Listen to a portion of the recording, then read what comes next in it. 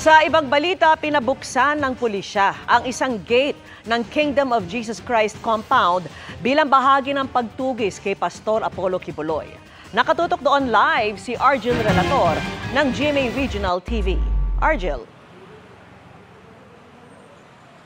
Vicky, sa personal na tingin ni VP Sara Duterte ay wala na sa Davao City si Pastor Apollo Kibuloy. Ngunit patuloy pa rin ang paghahanap sa kanya ng pulisya sa loob ng KOJC compound. Pasado alas 9 ng umaga kanina, muling nagkainitan ang kapulisan at ilang miyembro ng Kingdom of Jesus Christ sa Davao City. Umalma ang KOJC nang pabuksan ng PNP ang Emerald Gate ng KOJC compound. Ito ay para mas mapadali daw ang kanilang ginagawang paghanap kay KOJC founder Pastor Apollo Kibuloy at pagsisilbi ng arrest warrant dito para sa mga kasong child abuse at human trafficking. Pero nag-aalala ang KOJC dahil wala raw scanner sa Emerald Gate. Gusto lang talaga ipapasok yung mga kontrabando na hindi pinadaan ng scanner dahil nahirapan sila. Dahil meron kaming na-check, nakuha, nahuli ng mga exclusive doon sa Gate 18. May scanner or wala kaming ipapasok na mga gamit to plant an evidence. Kung maipapasok naman kami ng mga gamit, it would be in aid dun sa ginagawa namin na pag-search kay Kibuloy. Ayon sa Chief Legal Counsel ng KOJC na si Attorney Israelito Torion, matapos subuksan ang gate, inaresto umano ng mga pulis ang isang KOJC member at tinangkaraw arestuhin ang isa nilang abogado.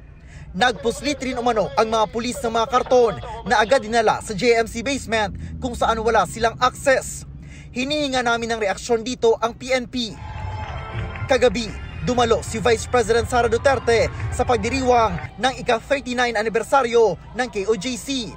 Sa isang panayam, sinabi niyang sa tingin niya, wala na sa Davao City si Kibuloy. Mahaba yung panahon na pwede siyang umalis na sa Davao City. Napaka-taas nung time na pwede niyang pag-isipan kung aalis na ba ako o hindi. At isa din yon sa mga dapat pag-isipan din ng administrasyon, no? Dahil sa mga mahabang grandstanding sa committee hearing, hindi natuloy nakuha si Pastor Apollo Kibuloy.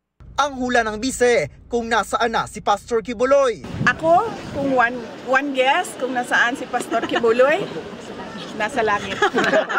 Dagdag ng bise, dapat mabilis umano ang pagpapatupad ng arrest warrant ng PNP, lalo na at naapektuhan ang imahe ng Davao City, negosyo at ang mga Davaoenyo. Hindi dapat ginagawang excuse na malaki yung lugar. Sa sobrang dami ng mga pulis na nandyan sa loob at sa sobrang dami ng pulis na pinadala para mag-execute ng warrant of arrest, magtataka ka 9 days na hanggang ngayon hindi pa sila tapos sa pag-implement ng warrant of arrest nila. Yung ginagawa natin na implementation ng warrant of arrest sa loob ng KOJC compound ay within the bounds of the law and we follow the police operational procedures. Yung sinasabi na bakit matagal?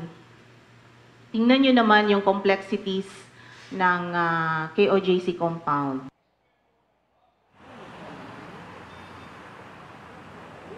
Vicky, nagsumita na ng demand letter ang KOJC sa PNP upang agaran umano na ipahinto ang sinasabing ginagawang drilling at tunneling activities. Pero ayon naman sa PRO11, wala pa silang natatanggap na liham.